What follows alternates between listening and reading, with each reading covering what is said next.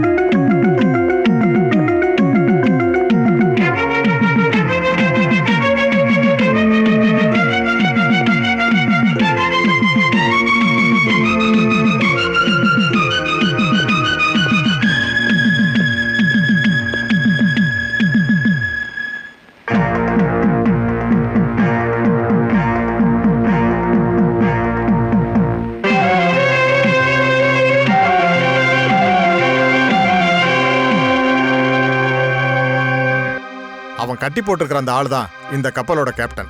இன்னொருத்தன் first engineer. துப்பாக்கி கையில் வச்சிருக்கிற 2 பேர் இந்த கப்பலில் வேலை செய்கிறவங்க. அவங்களுக்கு ஏதோ ஒன்று தேவைப்படுது. கப்பல் ஓனர் ஒன்றுமே கொடுக்கல. இது நம்ம ஏரியாவில் இருக்கிறதுனால நமக்கு தான் தலைவலி ஆயிடுச்சு. அவங்க 2 பேருக்கும் எதுவும் ஆகக்கூடாது. யாரையும் கிட்ட நெருங்க விட மாட்டேங்கிறான். என்ன செய்யலாம்?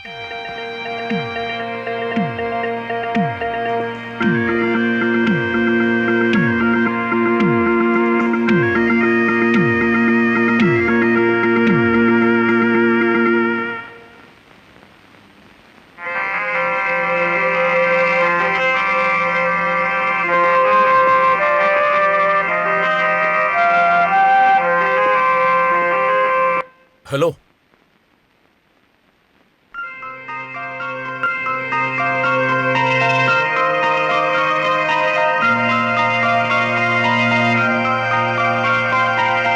keep it there.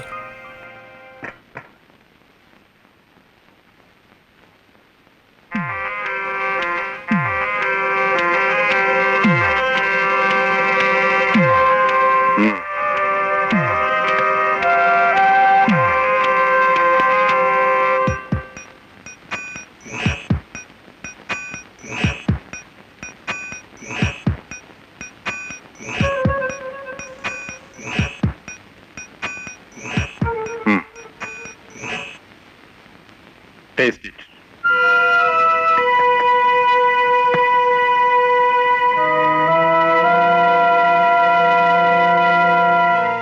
Take the other one.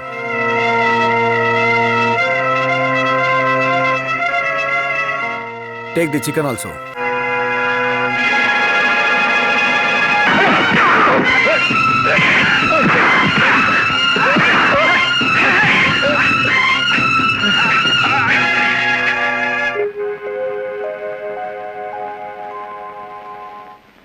Sir, இத பாத்தீங்களா? நியூஸ் பேப்பர்ல என் போட்டோ வரணும்னு ஒரு காலத்துல எனக்கு ஆசை இருந்துச்சு. இப்ப இல்ல சார். நான் செஞ்ச வேலையை அவங்க செஞ்சாங்கன்னு சொல்லி பெருமையை மட்டும் மாமனாரும் மருமகனும் சேர்ந்து எடுத்துக்கிறாங்க. இதெல்லாம் நடந்து முடிஞ்சிருச்சு. ஆமா சார், ஐஜி கூட தெரியாம பேப்பர்ல இப்படி நியூஸ் வராது. அதை விட இம்ரான், சிங்கம் என்னைக்குமே சிங்கம் தான்பா. வேண்டாம் வேண்டாம், இப்படி சொல்லி நீங்க என்ன சமாதானப்படுத்த வேண்டாம். ஏ இம்ரான். என்ன சார்? என்னாச்சு சார்? ஒன்னும் இல்லை இம்ரான். இப்ப நீ என்ன சொல்ற? புறப்படு. நான் இப்படி சொல்றேன்னு என்ன தப்பா நினைக்காதீங்க சார். என்னால முடியாது. இனிமே இப்படியெல்லாம் பண்ண மாட்டேன்னு இருந்தேன். திரும்பவும் நான் பண்றதுக்கு என் மனசு கேட்கல. என்ன இம்ரான் இப்படி சொல்ற? சர்வீஸ்ல இருக்கும்போது இந்த மாதிரி ஒரு சூழ்நிலையில இம்ரான்ங்கிற உன் பேரையே சொல்ல வேண்டாம். அதுக்கு முன்னாடியே நீ ஓடி வந்துருவ. அந்த எந்தோசியாசம், எனர்ஜி அதெல்லாம் இப்பவும் உன்கிட்ட இருக்குன்னு நான் நினைச்சேன். அப்படி ஓடி வந்ததுக்கு பரிசு எனக்கு கிடைச்சது சார்.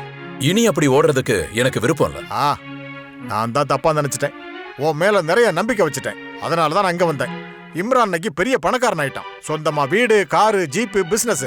15 பேரோட உயிருக்கும் ஒரு பிசினஸ் மேனுக்கும் என்ன சம்பந்தம் இருக்க போதில்ல? நீங்க சொன்ன சொத்து சுகமெல்லாம் நான் கஷ்டப்பட்டு வேலை செஞ்சு சம்பாதிச்சது சார். லஞ்சமோ பணமோ வாங்கியோ இதை நான் சம்பாதிக்கல சார். உங்களுக்கு தான் நல்லா தெரியுமே, ஆலி நாயி, இம்ரான் நாயி, டிபார்ட்மெண்டோட நாய்களுக்கெல்லாம் என் பேர் தான் வச்சாங்கன்னு. அன்னைக்கு நீங்க இதையெல்லாம் பெருசுப்படுத்தாதுன்னு என்ன சமாதானப்படுத்துறீங்க. கடைசியில எனக்கு ஒரு பிரச்சனை வரும்போது உங்களால எனக்கு உதவி செய்ய முடிஞ்சுதா? எனக்கு மான மரியாதை இருக்கிறதால ரிசைன் பண்ணிட்டேன். என் கையில தொழில் இருந்துச்சு, பொழைச்சுக்கிட்டேன். அதுல யாரும் பொறாமப்பட வேண்டிய அவசியம் இல்ல. நான் பொறாமப்பட்டேனா? I'm sorry sir. நான் உங்களை சொல்ல வரல. என் மனசை ரொம்ப நாளா உறுத்திட்டு இருந்த விஷயம் யாருக்கிட்டையாவது சொல்லணும்னு தோணுச்சு, அதான் உங்ககிட்ட சொன்னேன். இம்ரான், நான் உன்னை பார்க்க வந்தது உன்னை பாராட்டவோ பரிசு கொடுக்கவோ இல்ல. ஒரு பெரிய ரிஸ்கான ஒரு வேலைக்காக. ரிஸ்க் எடுக்கிறதுல நீ எக்ஸ்பர்ட் ஆச்சே. ஏன்னா நீ ஒரு போலீஸா தானே இருந்த. அதனால இதை நீ பண்ணி ஆகணும். நோ சார், எப்பவுமே நான் அந்த மாதிரி நினைச்சதே இல்லை. சர்வீஸ்ல இருக்கும்போது டிபார்ட்மெண்ட்டுக்கு பெருமை சேர்த்தவன் தான் இந்த இம்ரான். அதனால தான் நான் உன்னை ஸ்பெஷல் கமாண்டோ ட்ரைனிங்க்கு அனுப்புனேன். அதுக்காக உன்னை யூஸ் பண்ணி நாங்க உன்னை மிஸ்யூஸ் பண்ண போறதில்ல. உனக்கு என்ன வேணாலும் கேட்டு வாங்கிக்க. என்ன சார் திரும்பவும் இதையே சொல்றீங்க?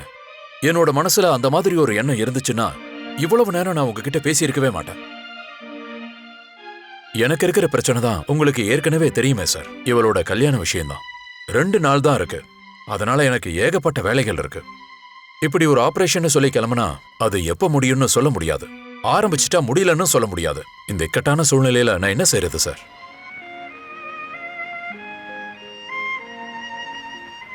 அண்ணே,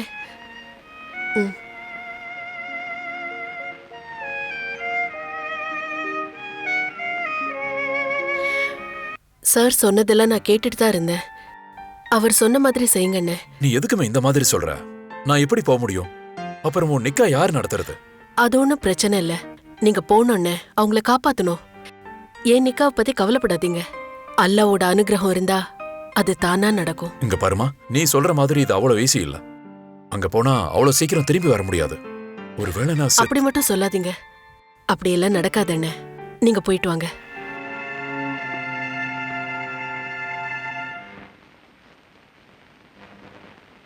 சார் நீங்க கிளம்புங்க. அப்போ நீ? நான் கண்டிப்பா வரேன். எஸ். தேங்க்யூ.